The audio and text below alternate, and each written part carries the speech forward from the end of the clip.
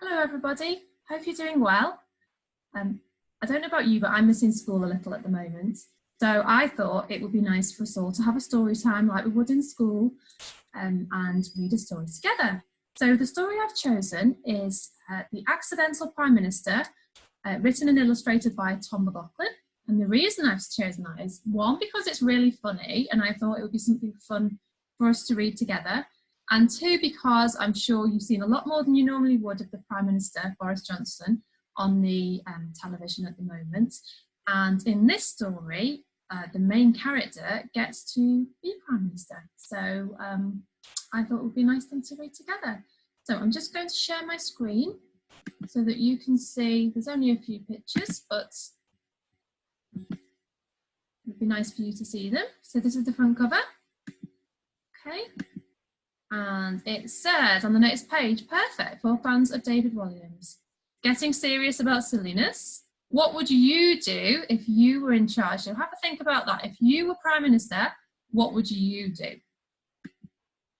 Okay. So we've got some ideas from other children. We've got from Freddie, age 9, free pet pigs for all. You are not allowed to eat them though. From Fraser and Cameron, blindfold robbers so they can't see who to rob. Good idea. From Freddie, age 9, cows get people farmed. Cows get people farmed. Okay, don't like the sound of that one, but maybe. And then from Joe, age 12, invent a 99p coin. It would make paying for stuff much easier. Good point. From Gabby, age 11, children to choose their own name, but until they can talk, they are all called birds. I can see problems with that one. And then sheep gets sheep villagers from Freddie, age 9. And it says, what would you do? Okay, let's read on. Some more. So, all children get to vote which teacher they want. Let's hope you'd all vote for me, hey? And then Freddie, age 9, on Mondays at 2:35 p.m, there is a jelly fight. Like the sound of that one. Freddie, age 9, everyone must feed ducks every Tuesday. Good idea. Gabby, age 11, children need only shower or bath on Sundays. Well, if that gets made into the law, then I'm quitting as a teacher. Fraser, age 8, put up signs saying welcome to France at borders to confuse people when they arrive. Oh, and Cameron, age 5 as well. And Gabby, age 11, develop a chip that children can put in their ears to download all knowledge they need. Well, I don't like that one, because much as it'd be very easy for you lot, it means that my job would be redundant. So fingers crossed that doesn't happen. Right, okay. And then we've got the Vote Joe manifesto. It says, are you fed up of living in a country led by greedy, bumbling warthogs? Then look no further than Joe Perkins. Joe spoke up for a society in need of change. His views went viral, and today you can reap the benefits of his youthful wisdom by voting. Yes to cats in hats. Yes to banana-shaped buses. Yes to Fancy Dress Fridays, but on a Thursday. And yes to Joe Perkins for Prime Minister. And says otherwise known as grown-ups. Greedy bumbling warthogs, otherwise known as grown-ups. How very offensive to grown-ups. Right then, let's keep reading. It says, where there is grumpiness, may we bring giggles. Where there is jelly, may we bring ice cream. Where there are chairs, may we bring whoopee cushions. Okay, let's read on. Here's our front cover again. So, chapter 1, I don't like Mondays. Flip! There are many awful sounds in this world. Fingernails down the blackboard. Mum singing the theme tune to Match of the Day in the shower. Bagpipes being played badly. In fact, bagpipes being played brilliantly as well. But there are none worse than the sound of an alarm clock early on a Monday. Why are the mornings so early? Joe muttered to himself before trying to grab his alarm clock, missing it and falling out of bed. This was not uncommon for Joe. He often fell, even when no falling was required. He was one of life's great fallers. He fell into rooms, he fell out of them again. He even managed the almost impossible task of falling upstairs, which, let me tell you, is no mean feat. Joe's life was a constant battle with gravity, one in which gravity clearly had the upper hand. He picked himself up from the bedroom floor and set about trying to get dressed without opening his eyes. It was a trick that he tried to help fool his sleepy head that he was still in bed. The downside was, it made putting pants on very tricky indeed. Up to that point, putting on underwear with his eyes shut was as close to living on the edge as Joe's life got. Joe lived in a tiny house in London with his mum. Dad had disappeared before Joe was born, and he didn't have any brothers or sisters. The nearest he came to having a sibling was the time when a cat from down the street came to stay for 10 days last year. Other than Mr. Tiddles, it had only ever been the two of them. At this point, I'm going to apologise, children, because I don't know if you can hear in the background, but I've got two very naughty dogs, and they're making quite a lot of noise. So if you hear a bit of whining and groaning, it's not me, it's my naughty dog, okay? Joe's mum was a park warden, and that meant she spent most of her days making sure that the flowers were looked after and no dogs were doing their doings where they shouldn't. It was a job she loved, and Joe loved her working there too. Joe's house didn't have a garden, just a tiny yard, the sort of place where you'd graze your knee if you fell over, which, as you know, is something Joe did a lot. So the park always felt like his and Mum's garden. When Mum wasn't in the park pruning flowers and shouting at dog owners, she was in the kitchen cooking. That was her thing. She would stop off at the shops and buy the bags of food that no one else wanted, which she'd use for inspiration in the kitchen, thinking up extraordinarily weird recipes with which to impress Joe. Joe knew that it was really because money was sometimes tight, but it meant that mealtimes were never dull. Who can forget the cheese salad with onion gravy, or the plum tandoori crumble? Apart from the odd meal, Joe's life was pretty unremarkable. Apart from, ring! Just then, the doorbell rang. "Let me in! It's an emergency!" came the exasperated cry from the other side. Joe's mum opened the door, and there stood AJ, Joe's oldest and best friend. "What is it, AJ?" Joe's mum said, sounding panic-stricken. "I smell your world-famous fresh tea and toast with sour rhubarb jam, Mrs. P, and I need a fix." AJ grinned and waggled an eyebrow up and down. AJ was the only person in the world who found Joe's mum cooking not only edible, but enjoyable too. Then again, AJ did once eat a fingerful of his own earwax in geography for a bet. So it's fair to say he probably hasn't got the most sophisticated palate. "Oh, AJ, doesn't your mother feed you?" Joe's mum asked, rolling her eyes. But she was well used to AJ's TARDIS-like stomach. "Breakfast is the most important meal of the day, Mrs. P. That's why I make it my business to have as many as possible. Got any pork pies?" AJ grinned, pushing past her in the direction of the breakfast table.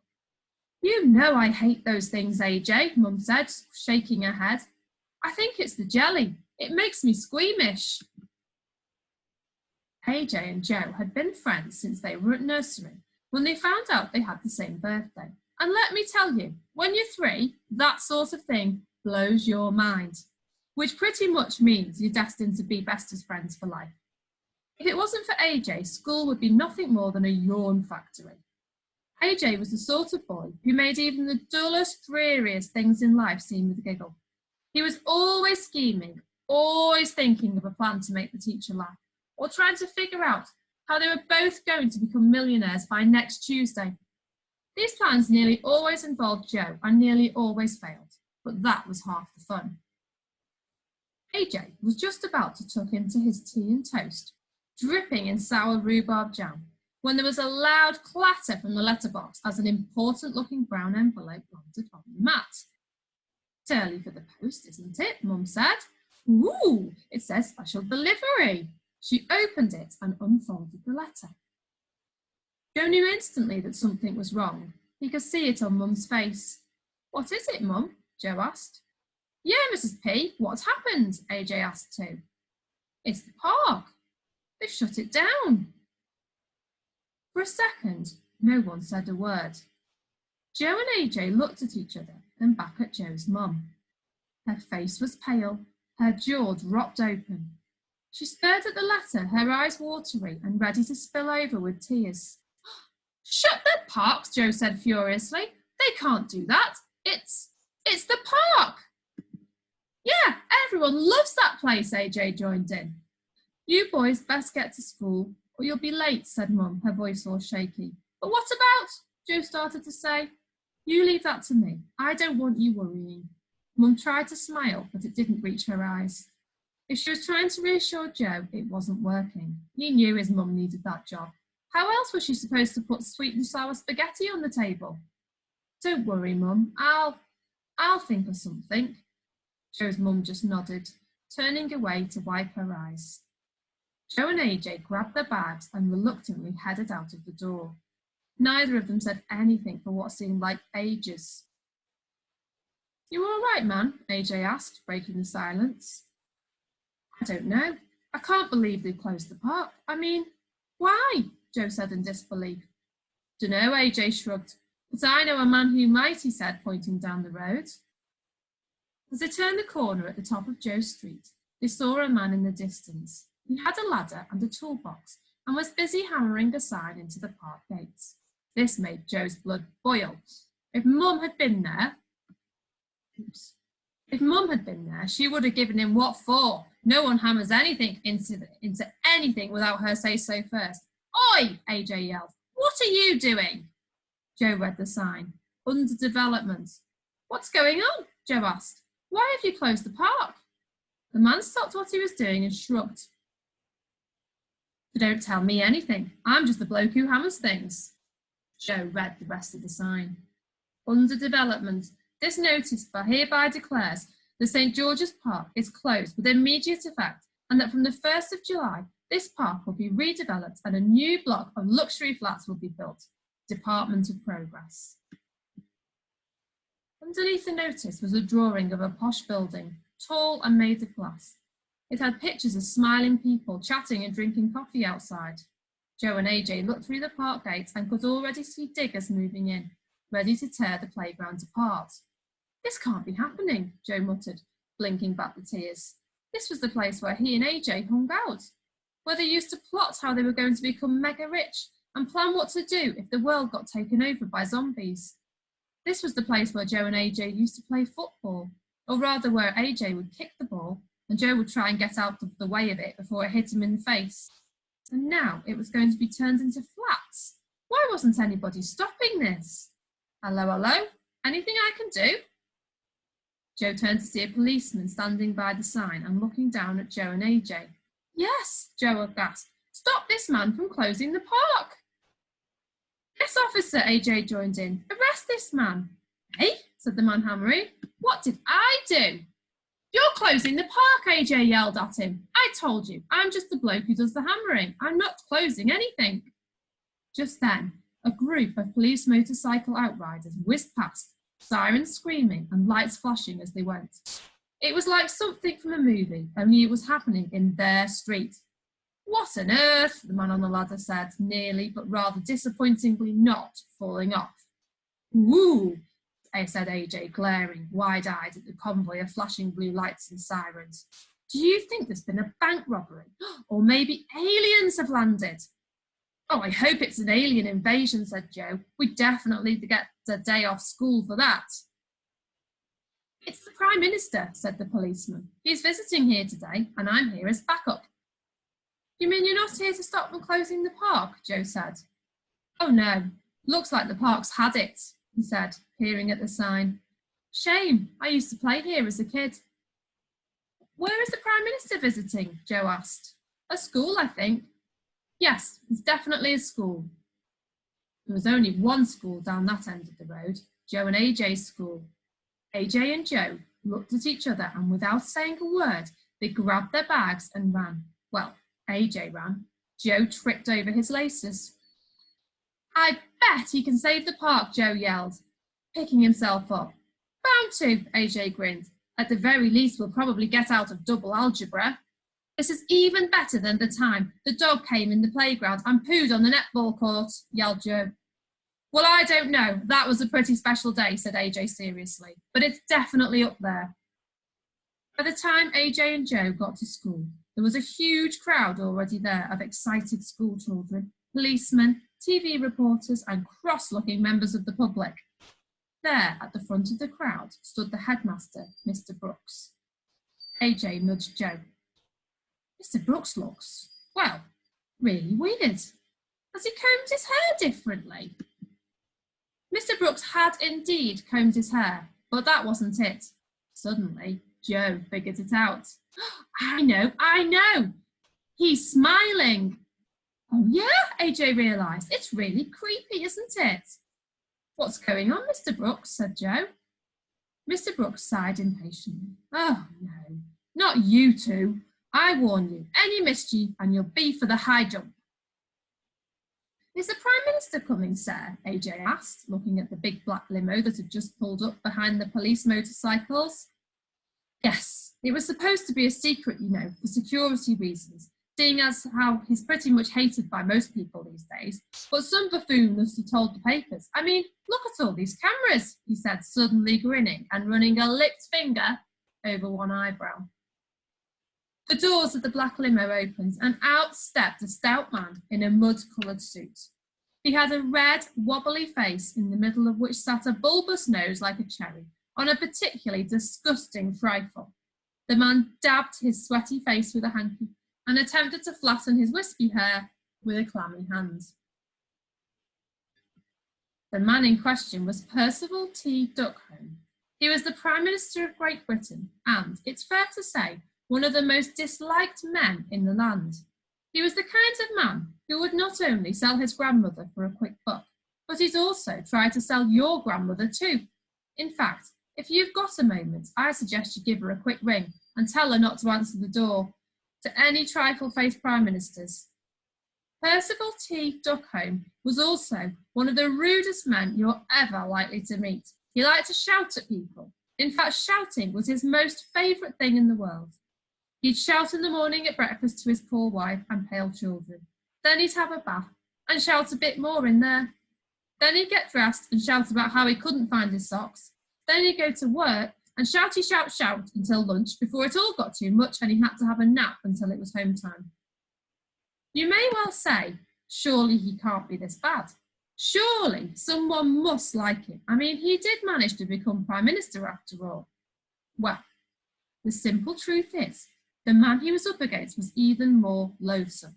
I know, it's hard to believe, but let me tell you about Melvin Thwick, a man so obnoxious that if you ever got to meet him, it would take all your strength not to vomit through your nose just to be in the same room as him. He had greasy hair, terrible breath and dandruff, so bad you'd think winter had come early by looking at the state of his shoulders. He picked his nose with all the eagerness and desperation of a man looking for loose change down the back of the sofa. When he spoke, he sounded like farts. He had the charm and manner of a drunken pig feeding at the trough. He hated pretty much anyone and everything, and he made no secret of trying to hide it. So it's not hard to see why he chose a career in politics. So there you have it. That's the very short story of Percival T. Duckholm's rise to power. He just happened to find an opponent that was even more repulsive than him. So, anyway, where were we? Oh yes, Percival T. Duckholm emerged from the car. He waved and smiled at the crowds, even though no one was cheering him. In fact, they were booing him. Joe looked round and saw that quite a mob had gathered. The more Percival smiled, the more they shouted and wailed at him. "Resign, you lump!" one angry lady yelled. "You're a crook!" another man shouted. This just seemed to whip the reporters and cameramen into more of a frenzy. Percival T. Duckholm ignored the crowd and headed for Mr. Brooks. "What a marvellous school you have here," he said. "Thank you. Would you like to meet some of the children?" Mr. Brooks replied eagerly. "God, no. It's bad enough that I have to spend time with my own." Joe pushed his way to the front of the crowd. This was his chance. He figured that if he just explained about the park to the Prime Minister, he would fix it. I mean, that's what Prime Ministers do, isn't it? They fix things. Mr. Prime Minister, sir, can I ask you a question?" Joe asked timidly. "Ew!" the PM shrieked. "Get away from me, you horrible creature!" "I just wanted to ask you a question. It's about our park." "You just wanted to fart a question about a park?" the Prime Minister asked. "Speak up, boy." "No, I wanted to ask a question about the park. Our park has been closed down, and they're going to build a big shiny tower on it. By now, everyone was listening. Even Mr. Brooks was staring at Joe, a mixture of bewilderment and anger on his face. Mostly anger, maybe 5% bewilderment. Joe wasn't used to people actually listening to him. He normally liked to sit quietly and let AJ take the lead, but he knew this could be his only chance to save his mum's job. Ah, said the Prime Minister, smiling. At last a sensible question. Yes, it's true. We have closed down the grotty old park and built a shiny new tower. That's what this government is all about, building shiny new things. No need to thank me, Sonny. Jim? The PM gave Joe a toothy grin, ruffled his hair and walked away. What an idiot, AJ said, looking at the Prime Minister. Hey, Joe, are you all right? But Joe wasn't all right. He was about a zillion miles from all right. His blood was hot and full of anger. How could someone so important be so useless? He felt like a fly that had just been swatted to the floor. The Prime Minister moved on, surrounded by reporters and cameramen. They were like a pack of animals feeding on every word that fell out of the greasy mouth. Charlie James, World News Today, do you have anything to say for yourself? Anything at all about the allegations that you're a crook and a thief? No comment, Percival bellowed like a foghorn in a storm. Do we take it from your silence that the crimes they accuse you of are true, Prime Minister? Now listen here, you horrible little man. Are insults the best you can do, Prime Minister? Charlie asked, shoving the microphone right into the PM's face. Percival T. Duckholm, clearly having had enough of being pestered, stopped in his tracks and whipped round to face the reporter. I know in recent days there have been several accusations about me in the newspapers. Well, I would like to say, once and for all, I deny any wrongdoing. I can assure you that the huge amount of money the police found in my bank account was simply resting there until I had time to give it to the Home for Orphan Kittens. Furthermore, I can assure you that it was a genuine mix-up when I accidentally sold my grandmother to that travelling circus. I would also like to deny that it was me caught on camera giving those bags of cash to those dodgy businessmen. It was in fact my twin brother that I only just discovered I had a week ago. Now go away! The sounds of jeering and booing rose a level. The Prime Minister's pink, sweat-glazed face was getting more and more irate with every passing moment. Oops, gone too far. What about the Deputy Prime Minister, Violetta Crump? Do you still stand by her? The news reporter asked. But before the Prime Minister had a chance to answer, and another voice interrupted. Let me answer that. Out of the car stepped a woman dressed from head to toe in black. Her painted nails flashed in the sunlight like knives at the end of her hand. This was Violetta Crump, the Deputy Prime Minister. She was a chilling woman with brains as sharp as a pot of pencils dipped in lemon juice. She had a steely look on her face that made everyone feel puny and unimportant, and her eyes were sly like a snake's.